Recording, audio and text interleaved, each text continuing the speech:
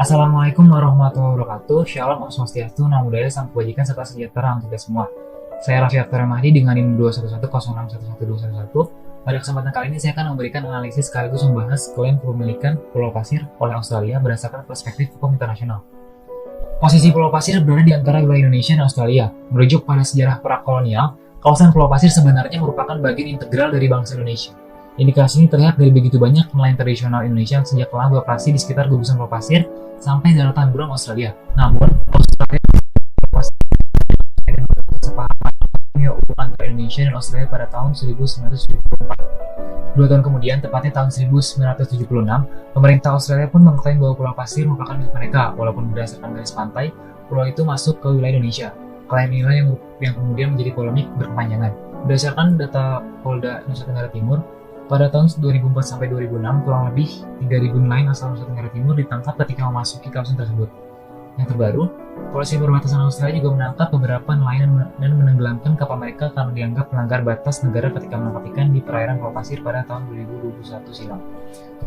Berangkat dari latar belakang dari polemik Pulau Pasir tersebut, saya akan menganalisis mengapa Australia berpegang teguh pada pendiriannya dalam mengklaim Pulau Pasir miliknya, serta bagaimana perspektif hukum internasional terhadap kedaulatan dan jurisdiksi antara Indonesia dan Australia. Pertama, mengapa Australia berpegang teguh pada pendiriannya dalam mengklaim Pulau Pasir merupakan bagian dari wilayahnya? Pulau ini pertama kali diketahui oleh catatan Eropa yang ditemukan oleh Samuel Ashmore pada 11 Juni 1811, yang mana pada akhirnya pulau ini dikenal dengan nama Ashmore Reef atau orang Indonesia menyebutnya dengan Pulau Pasir.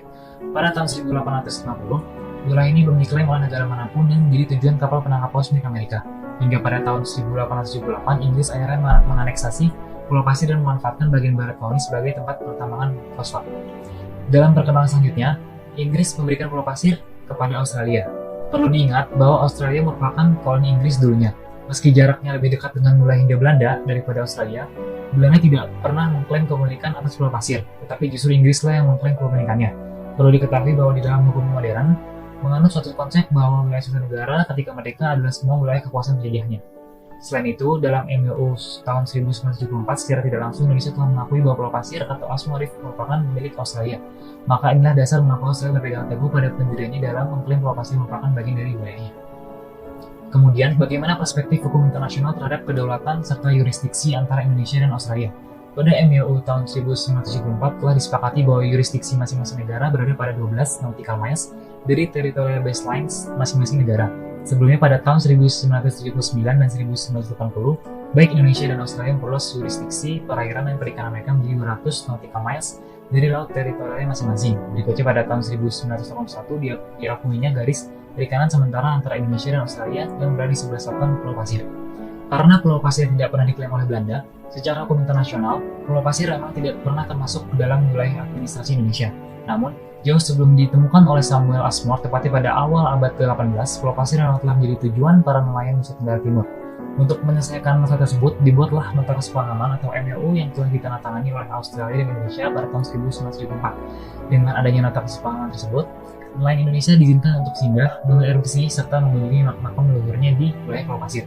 Sehingga, berdasarkan hukum internasional, kedaulatan serta yurisdiksi yang dimiliki oleh Indonesia adalah sebatas bekas wilayah Hindia Belanda. Berdasarkan analisis tersebut, dapat disimpulkan bahwa berdasarkan hukum internasional, kedaulatan serta yurisdiksi yang dimiliki oleh Indonesia adalah sebatas bekas wilayah Hindia Belanda.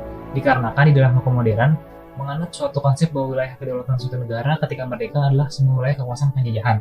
Karena Pulau Pasir sejatinya adalah warisan dari Inggris berdasarkan Ashmore and Cartier Acceptance Act tahun 1933, maka secara otomatis dimasukkan dalam wilayah administrasi negara bagian Australia Barat pada tahun 1942. Sampai Pulau Pasir resmi menjadi milik Australia, nelayan-nelayan Indonesia masih sering beraktivitas di wilayah ini. Untuk menyelesaikan masalah tersebut, dibuatlah nota kesepahaman atau MOU yang ditandatangani oleh Australia dan Indonesia pada tahun 1974. Dengan adanya nota kesepahaman tersebut, nelayan Indonesia diizinkan untuk singgah, mengambil air bersih, serta mengunjungi makam leluhurnya di wilayah Pulau Pasir. Namun, masih sering ditemukan pelanggaran yang sering dilakukan oleh para nelayan tradisional Indonesia, seperti pengambilan jenis spiritual tertentu sebagai bagian dari sumber daya alam hayati yang dilarang, sehingga bertentangan dengan MOU pada tahun 1974. Hal inilah yang menyebabkan dilakukan penangkapan oleh polisi perbatasan Australia terhadap para nelayan tradisional yang berada di gugusan Pulau Pasir. Demikian analisis saya mengenai klaim kepemilikan Pulau Pasir oleh Australia berdasarkan kedaulatan serta yurisdiksi negara dalam perspektif hukum internasional. Kurang lebihnya mohon maaf. Terima kasih. Wassalamualaikum warahmatullahi wabarakatuh.